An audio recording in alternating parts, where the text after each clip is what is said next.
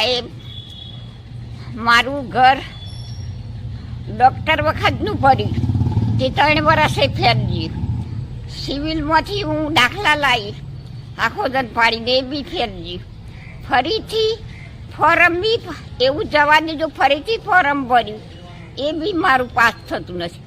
કોઈ ચોપડોમાં પંચાયતના ચોપડામાં મારું નામ નથી. હું ગરીબ માણસ વિધવા હું સાહેબ. મારું કોઈ નથી આ દુનિયામાં. તમે સોએ મારા ભગવાન પ્રભુ સાહેબ મંદિર બનાવ્યું, મહેનત કરીને સેવા પૂજા કરું, પાણીનો નળ બી નથી મળતો.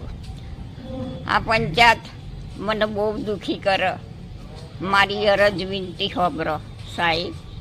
હું તમે તપાસ કરો, ફોટા પાડી દો, મારા ઘરની તપાસ કરો અને મારી હાલત જુઓ તો પછી હું તમને આ વાત એમાં મેં રજૂ કરી. સાહેબ મને આટલું ઘર કરી આલો. મારી પાસે ખાવા પણ પૈસો નથી એ પ્રમાણે સમાર. એટલી બધી પરિસ્થિતિ ખરાબ છે તે મારી અરજ ખબર સાહેબ. પણ પંચાયતવાળા ધક્કા ખવડાવું? પંચાયતવાળા ધક્કા ખવડાવવાનું. વળી પંચાયતમાં એક, પેલી પંચાયતમાં જો, પેલી પંચાયતમાં જઈએ એક, વળી પંચાયતમાં. આ મારું તો કોઈ ખબરતું નથી. હું એનું માર તો ઘર નથી ને. ઘર નથી તો એ ઘર વેરો ઉઘરાવું તો એક હોય ઘર વેરો કેમ નથી ભરતો?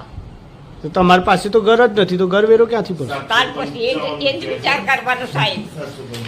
કેટલા સમયથી ઘર વિહોણા છો તમે? આ ભાઈ કોણ બંધો કાગળિયો લાવ તમારે થઈ ગયું એમ કઈ ચડી એવી દીધું.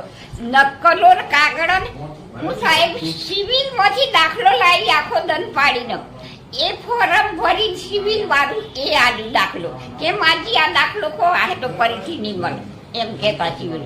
તો એ બી ચડીએ જમ કર્યું. આ ચડી આજે તમે પંચાયત ચાલવો છો, શું કરો છો? મને તો કોઈ ગમ નથી પડતું.